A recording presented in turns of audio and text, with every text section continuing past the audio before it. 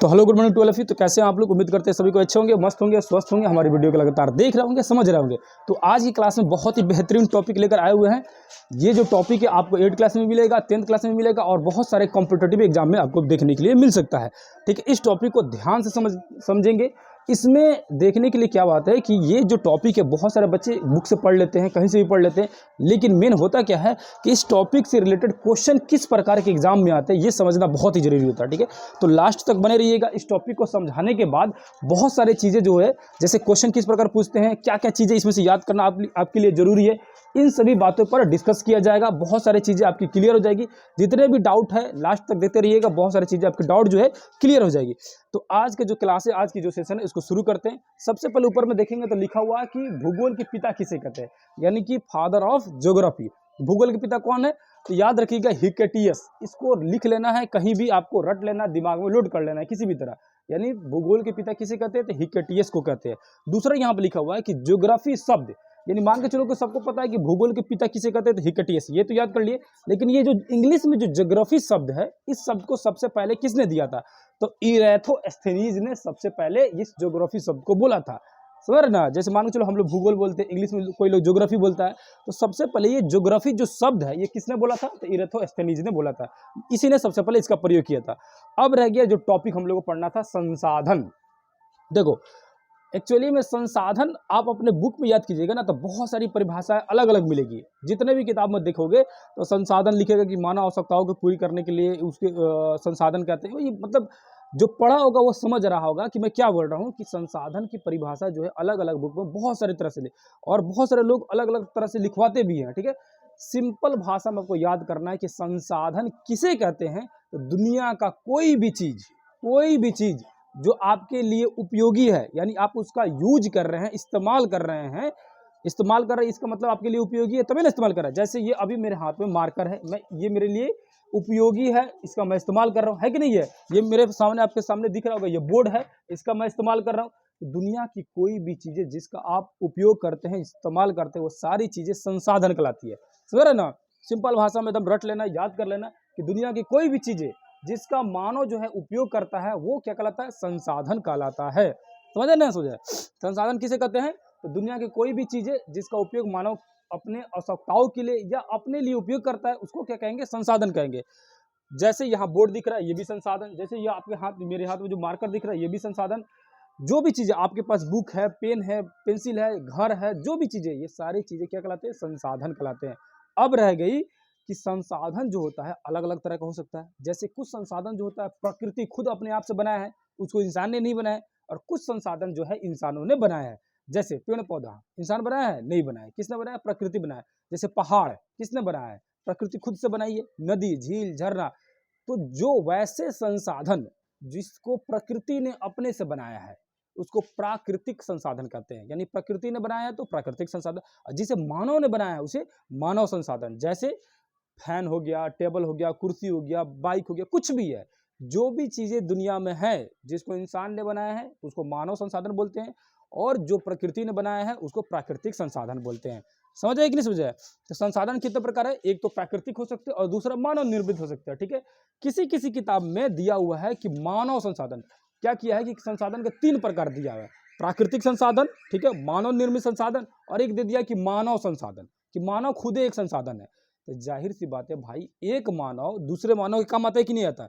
अभी मैंने क्या बोला कि दुनिया के कोई भी चीज जिसका आप उपयोग कर रहे हैं, है कि नहीं, जिसका अपना इस्तेमाल कर रहे हैं किसी भी काम के लिए, तो वो संसाधन कहलाएगा।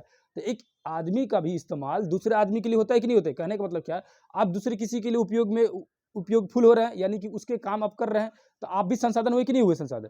तो ये जो तीसरा जो टॉपिक दिया हुआ है कि तीसरी जो प्रकार दिए संसाधन का, कि एक प्राकृतिक संसाधन, मानव निर्मित संसाधन और मानव संसाधन, तीसरा याद करने की जरूरत नहीं है, वो किसी काम नहीं होता, क्योंकि मानव संसाधन भी प्राकृतिक संसाधन है। कैसे? मानव को कोई आदमी बनाया है? नहीं ना बनाया है। कौन बनाया है? मानव को भी प्रकृति ने ही बनाया है। तो उसको प्राकृतिक संसाधन में ही रहने दो, अलग प्रकार उसको बांटने की जरूरत नहीं है। किताबों में दिया हुआ है, बस उसको उतना छोड़ दो, ऐसे ही दिया रहता है। जैसे जैसे आप आगे बढ़िएगा ये चीजें भूल जाइएगा कि मानव संसाधन भी एक अलग होता है। ठीक है, बस 2 ही प्रकार याद रखना कि एक प्राकृतिक संसाधन और मानव निर्मित संसाधन। जो चीजें प्रकृति खुद बनाई है, जैसे इंसान को भी तो प्रकृति ने बनाई है जी, इंसान को तो इंसान खुद नहीं बना लेता है, इंसान को अगर इंसान बनाने लगता है तो बातें क्या रहता है कि नहीं है। और मानव निर्मित संसाधन, जो आदमी खुद जितने भी चीजें बना है उसको मानव निर्मित संसाधन। समझ आ गया ना कि संसाधन दो प्रकार के होते हैं, और दुनिया की कोई भी चीजें जिसका हम लोग अपने काम के लिए उपयोग कर रहे हैं वो संसाधन है। अब रह गई यहां से मेन टॉपिक बनता है कि उत्पत्ति के आधार पर, उपयोगिता के आधार पर, स्वामित्व के आधार पर ये चीजें क्या है, यहीं से बच्चों को फंसता है। सबसे पहले समझेंगे उत्पत्ति के आधार पर। ये उत्पत्ति माने क्या होता है? उत्पत्ति मतलब होता है, मतलब वो कैसे पैदा हुआ है। तो उत्पत्ति के आधार पर दो प्रकार के संसाधन होते हैं, जैव और अजैव। ध्यान समझना, इसको बेहतर तरीका से दिमाग लगाकर समझना, वरना इसको देखते रह जाओगे कुछ समझ नहीं आएगा। ठीक है, कह रहा है क्या, उत्पत्ति के आधार पर संसाधन कितने प्रकार के होते हैं? तो दो प्रकार के। उत्पत्ति माने क्या मतलब है? उत्पत्ति मतलब होता है पैदा कैसे हुआ है, यानी कि कोई भी संसाधन है वो जिंदा है या मरा हुआ है। जैसे पहाड़ क्या जिंदा है? नहीं, मरा हुआ है। मतलब निर्जीव है या सजीव है? तो पहाड़ क्या है? निर्जीव है। झील झरना निर्जीव है। मिट्टी ये सब निर्जीव है कि नहीं? जल ये सब निर्जीव है कि नहीं? तो वैसे संसाधन जो निर्जीव है ना, निर्जीव पैदा हुए हैं, ठीक है, उसको क्या बोलेंगे? अजैव संसाधन। यानी वो जीव उसके अंदर वो जिंदा नहीं है, और जो जिंदा है उसको बोलेंगे जैव संसाधन। जैसे जानवर हो गया, मानव हो गया, मतलब जीव जंतु, मानव, पेड़ पौधे भी तो जिंदा है, तबे ना पेड़ बढ़ रहा है कि नहीं है? नहीं तो मर जाएगा तो पेड़ सूख नहीं जाएगा। तो जो चीजें जिंदा है, यानी जिसकी उत्पत्ति जिंदा हुई है, वो जैव संसाधन। जो मरी हुई है अजैव संसाधन, है कि नहीं है? इसको बोलते उत्पत्ति के आधार पर। समझ रहे किस बार है? कहने का मतलब क्या है, उत्पत्ति मतलब होता है पैदा कैसे हुआ है। क्या ये मरा हुआ पैदा हुआ है या जिंदा पैदा हुआ है? तो मरा हुआ जो पैदा हुआ है उसको बोलेंगे अजैव, यानी कि जैव नहीं है, जिंदा नहीं है। और जो जिंदा पैदा हुआ है उसको जैव। जैसे जिंदा कौन कौन हो जाएगा? पेड़ पौधा, जीव जंतु, इंसान। मरा हुआ कौन सा हो जाएगा? जो पहाड़ है, नदी है, झील है, झरना। मतलब सिंपल भाषा में याद रखो, बस इतना ही। ठीक है, उत्पत्ति का दर, उत्पत्ति का दर पर समझ आएगी नहीं समझ आएगी? अब रह गया उपयोगिता के आधार पर। उपयोगिता मतलब क्या होता है? इस्तेमाल कर रहे हैं, उपयोग कर रहे हैं। तो दुनिया की कोई भी संसाधन जिसका हम लोग उपयोग कर रहे हैं और कभी ना कभी वो समाप्त हो जाएगा, है ना। कुछ ऐसे संसाधन जो कहियो नहीं समाप्त होगा, कितनों आप उपयोग कीजिए, कितनों इस्तेमाल कीजिए, कहियो जिंदगी में समाप्त नहीं होने वाला। ठीक है, तो कहने का मतलब क्या है, उपयोगिता के आधार पर जिस भी संसाधन का आप उपयोग कर रहे हैं, अगर वो संसाधन किसी न किसी दिन समाप्त हो जाएगा तो वो कहलाएगा अनवीकरणीय, और नहीं समाप्त होगा तो वो कहलाएगा नवीकरणीय। अब इसका मतलब क्या होता है, ध्यान समझो, एक सिंपल भाषा में समझो। नवीकरणीय मतलब हमेशा नया रहेगा, कहियो खराब नहीं होगा, कहियो पुराना नहीं होगा, नवीकरणीय। दूसरा अनवीकरणीय, अनवीकरणीय मतलब वो कभी ना कभी पुराना हो जाएगा, नया नहीं रहेगा। जैसे समझो, उपयोगिता का धारा बता दी। अब जैसे समझो क्या होता है, जैसे क्या सूरज की रोशनी जो है कभी खत्म होगा? नहीं खत्म होगा। जिस दिन खत्म हो गया उस दिन पृथ्वी खत्म यानी इंसान खत्म, है कि नहीं? यानी कि मानव अस्तित्व के साथ साथ वो भी रहेगा कि नहीं रहेगा? जब तक इंसान की अस्तित्व है, यानी जब तक इंसान है धरती पर, तब तक सूरज चांद तारे हैं। तो सूरज की रोशनी कभी खत्म होगा? तो सौर ऊर्जा जो होता है, सौर ऊर्जा जिसे हम लाइट वगैरह भी बना लेते हैं लोग, जैसे सौर ऊर्जा जानते हैं कि नहीं? वो जानते हो, ठीक है, वो सोलर पैनल नहीं लगा रहता है। तो सौर ऊर्जा कभी खत्म होगा? नहीं खत्म होगा, नहीं ना खत्म होगा। जल ऊर्जा कभी खत्म होगा? नहीं खत्म होगा। धरती पर तो जल जो है 71% है, कभी खत्म होगा? नहीं खत्म होगा। पवन ऊर्जा, हवा कभी खत्म होगा? नहीं होगा। हवा खत्म होगा तो सांस कैसे लेगा इंसान, है कि नहीं? तो ये सौर ऊर्जा, पवन ऊर्जा, पवन माने हवा, पवन ऊर्जा या जल ऊर्जा, ये चीजें जो है कभी भी समाप्त नहीं होने वाली है। इसीलिए इसको कहा जाता है नवीकरणीय संसाधन। इसका कितनों उपयोग कीजिए, ये हमेशा नया ही रहेगा, कहियो पुराना नहीं होगा, कहियो खत्म नहीं होगा। अब रह गया अनवीकरणीय संसाधन। कुछ ऐसे भी संसाधन है जो कभी ना कभी खत्म हो जाएगा। जैसे पेट्रोल अभी खत्म हो ही रहा है कि नहीं? इसीलिए ना बैटरी वाला गाड़ी वगैरह चलना शुरू हो गया। पेट्रोल हो गया, डीजल हो गया, केरोसिन हो गया, कोयला हो गया, खत्म रह गई। कुछ साल पहले आप लोग को मालूम था कि नहीं मालूम था, कोयला शॉर्ट हुआ था कोरोना काल में, हल्ला हो गया था कि लाइट अब बहुत कम रहेगा क्योंकि भारत से कोयला की खदान की कमी हो गई है। तो ये जो चीजें हैं, ये एक न एक दिन तो समाप्त होना ही है। कोयला हो गया, पेट्रोल हो गया, ये डीजल वगैरह जो भी चीजें हैं, पेट्रोलियम पदार्थ हो गया, ये सब चीजें कभी ना कभी तो खत्म हो ही जाएगा। तो जब ये कभी ना कभी खत्म हो जाएगा, उपयोग करते करते, यानी इसका हम उपयोग करते रहेंगे तो एक ना एक दिन खत्म हो जाएगा। तो इस संसाधन को बोलेंगे अनवीकरणीय, यानी ये नया नहीं रहेगा। समझे ना? तो उपयोगिता के आधार पर संसाधन कितने प्रकार के? नवीकरणीय और अनवीकरणीय। एगो नया रहेगा, एगो पुराना हो जाएगा कभी ना कभी। अब रह गया स्वामित्व के आधार पर। स्वामित्व मतलब क्या होता है? स्वामित्व मतलब होता है मालिक। स्वामित्व मतलब क्या होता है? मालिक होता है। यानी कि हम ही स्वामी हैं, ठीक है। स्वामित्व मतलब क्या होता है? मालिक। तो दुनिया में जितने भी सामान है, मैं बोल दिया कि जितने भी सामान है सब संसाधन है। जैसे मान के चलिए कि आपका गाड़ी हो या आपका घर हो, क्या वो आपका है या पूरे मोहल्ले भर का है या पूरे इलाके भर का है या पूरे गांव भर का है? नहीं ना है। जैसे आप अपने लिए बाइक खरीदे हो तो पर्सनल आपका होगा, है कि नहीं है? तो जो चीजें आप अपने लिए हैं, आपके लिए है, उसको बोलते हैं व्यक्तिगत संसाधन, यानी कि उस व्यक्ति का ही है वो। जैसे ये मार्कर मेरा, ये सिर्फ मेरा ही है कि नहीं मेरा है? ये सब किसी के लिए तो नहीं है। तो ये मेरा, ये संसाधन जो है, और ये संसाधन हुआ कि नहीं हुआ? क्योंकि ये मेरे काम आ रहा है कि नहीं कर रहा है? दुनिया की कोई भी चीजें जो काम आ रहा है क्या कहलाएगा? संसाधन कहलाएगा। और ये जो संसाधन है, ये मार्कर जो संसाधन है, ये मेरा है, ये सब किसी का है, ये मेरा है कि नहीं है? तो ये क्या कहलाएगा? क्या कहलाएगा? व्यक्तिगत संसाधन, यानी इस व्यक्ति का ये संसाधन है। यानी आपकी जो भी पर्सनल चीजें होगी वो कहलाएगी व्यक्तिगत संसाधन।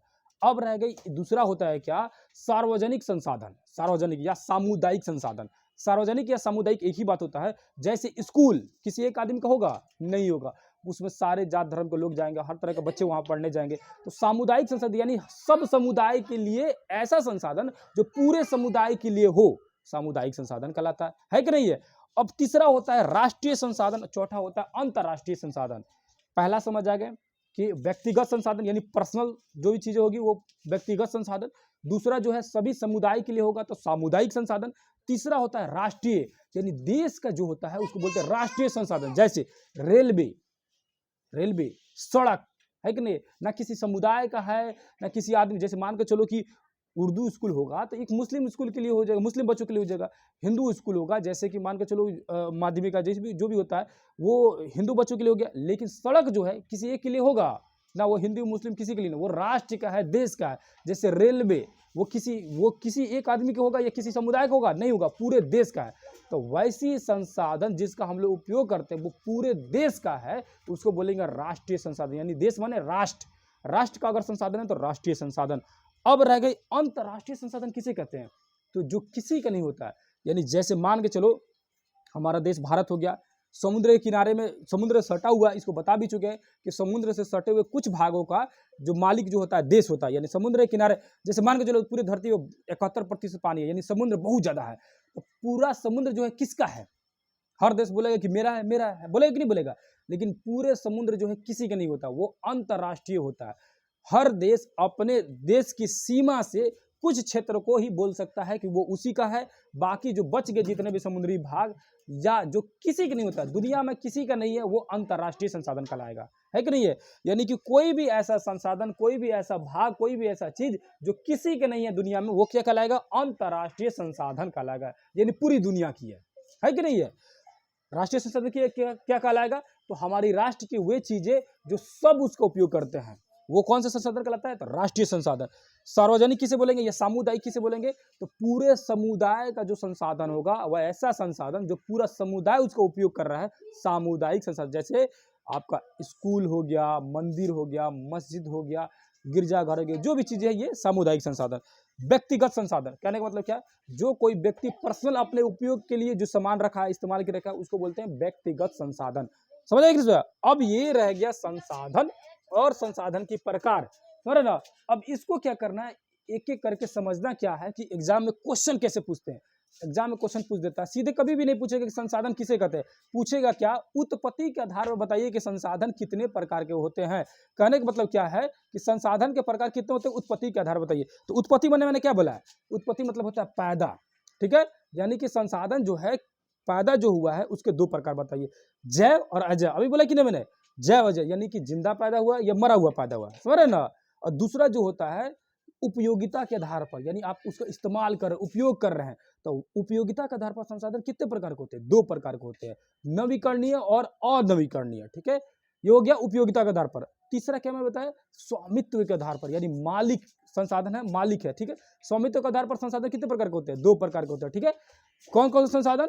तो एक होता है आपका व्यक्तिगत संसाधन, दूसरा जो होता है सामुदायिक संसाधन, तीसरा जो होता है क्या? राष्ट्रीय, और चौथा जो होता है अंतर्राष्ट्रीय संसाधन होता है। ये चार प्रकार के संसाधन हो गया, ठीक है? ये क्या हो गया? स्वामित्व के आधार पर होगा, ठीक है? तो इन सभी संसाधनों को आपको एक एक करके डिटेल से समझ लेना है, याद कर लेना है, ठीक है? तो ये जो हो गया संसाधन के प्रकार हो गया। अब लास्ट जो बच गया संसाधन संरक्षण की जरूरी है, इसको नेक्स्ट क्लास में समझा देंगे। इसको पूरी तरह से डिटेल में याद कर लेना है। जहाँ भी डाउट होगा, जहाँ भी दिक्कत होगा, कमेंट कर जरूर पूछ लेना है।